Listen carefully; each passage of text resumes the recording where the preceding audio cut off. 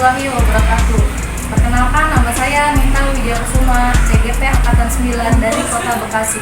Saat ini saya akan melakukan wawancara dengan Ibu Kepala Sekolah SDN Padulan 2 selaku Kepala Sekolah saya, Ibu Haji Emi Elaswasti, SPD, MPD. Assalamualaikum Ibu. Waalaikumsalam warahmatullahi wabarakatuh.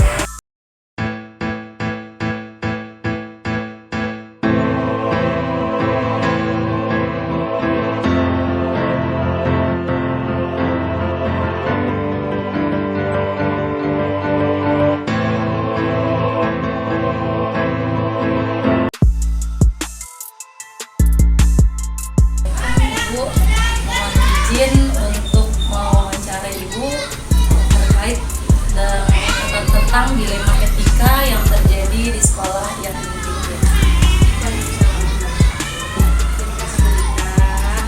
Luar biasa. Kepercayaannya kayak itu mudah-mudahan Ibu bisa membantu yang sulit ya.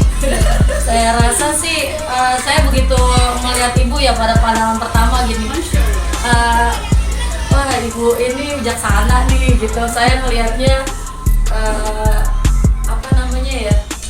nanti kalau misalkan mau wawancara kepala sekolah, sekolah-sekolah lain gitu ya, terus gitu sama Ibu Sri aja gitu kan, pas kebetulan sama Pak Ajar bilang boleh nggak izin mau wawancara, izin dulu tanyain gitu. Ini alhamdulillah dikasih kesempatan gitu ya untuk. Alhamdulillah, terima kasih kepercayaannya. Mudah-mudahan saya bisa membantu. Ya, terima kasih Ibu atas waktunya di sela kesibukannya menyempatkan waktu untuk wawancara ini. Apa yang bisa dibantu Bu Nita? Hanya ada beberapa pertanyaan ya Bu yang saya ingin tahu dari Ibu. Selama ini bagaimana Ibu dapat mengidentifikasi kasus-kasus yang merupakan dilema tuntutan moral? Baik, Bu Nita, pada dasarnya kita di lapangan memang pasti berbenturan dengan permasalahan. Permasalahan itu ada yang kita masukkan pada dilema etika maupun tuntutan moral. Karena dua permasalahan ini berbeda ya Bu Nita ya. Sepengetahuan saya bahwa dilema etika itu ada permasalahan yang benar bertemu dengan benar. Terus kemudian tuntutan moral benar salah. Nah ini kita tidak sebegitu gampangnya untuk mengambil keputusan atau bahkan mengambil tindakan pada tahapan-tahapan yang saya lakukan. Di antara yang pertama itu identifikasi yang saya lakukan pertama itu kita mengenali nilai apa yang dilanggar dulu. Kemudian setelah itu kita lihat siapa yang terlibat dalamnya. Jadi tidak hantam rombongan langsung ambil tindakan, tapi kita harus tahu siapa saja yang terlibat. Karena nanti ini akan mempengaruhi bagaimana kita mengambil keputusan disesuaikan dengan permasalahan itu berhadapannya dengan siapa.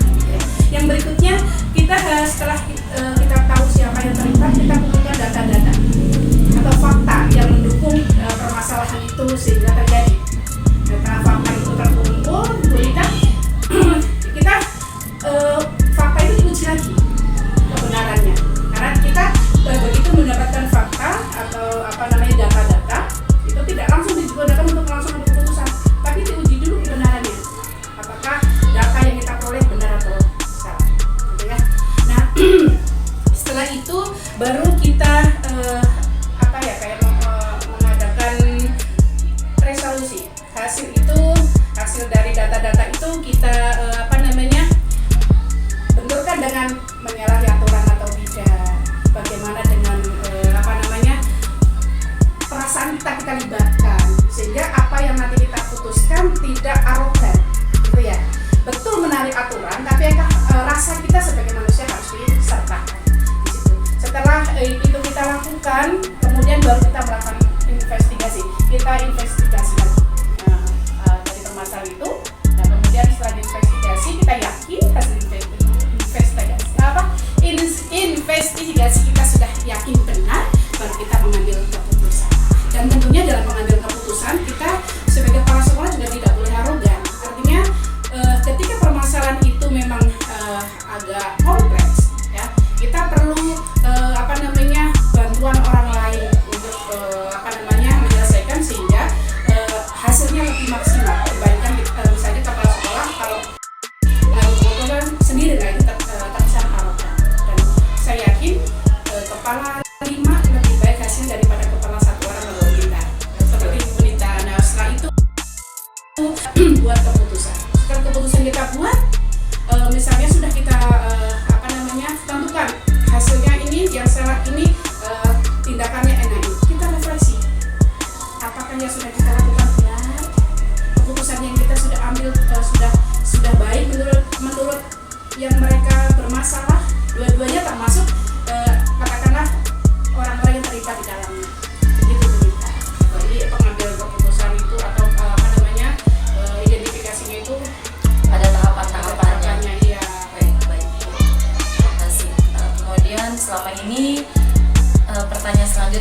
bagaimana ibu menjalankan pengambilan keputusan di sekolah ibu, terutama yang sama-sama benar atau sama-sama mengandung nilai kebajikan. Nah ini banyak kasus ya, ini berkaitan dengan kepala sekolah berhadapan dengan guru maupun dengan siswa. Karena keseharian permasalahan yang datang dari siswa banyak yang harus kita hadapi dan berkeputusan. Salah satunya misalnya contoh perbuatan yang benar, dua-duanya benar. Contoh misalnya seorang guru tidak mengajar dengan alasan misalnya karena orang tuanya sakit. Nah, di satu sisi dia benar sebagai seorang anak, di satu sisi dia benar sebagai seorang guru. Nah, ini saya sebagai kepala sekolah juga harus mempertimbangkan segi mana yang lebih urgent. Jadi kita seperti tadi tahapan-tahapan tadi juga saya tempuh. Kemudian ketika memang sangat urgent dan orang tua memang maaf ya tidak bisa ditahan dalam arti mungkin darurat sekali, maka saya mungkin akan mengambil keputusan dan tidak perlu pertimbangan teman-teman karena memang itu sesuatu hal yang sangat nanti silakan untuk orang tua dulu dan tugas mengajarnya mungkin bisa saya alihkan ke temannya dengan meninggalkan pesan-pesan seperti misalnya kalau guru mengajar ya hari ini harus mengajar apa seperti itu. Tapi kalau yang berkaitan dengan siswa juga banyak sekali itu permasalahan yang berkaitan dengan siswa yang juga harus kita selesaikan. Cara tahapannya sama, tidak asal ambil keputusan. Langkah-langkah atau prosedur seperti apa yang biasa ibu lakukan selama ini?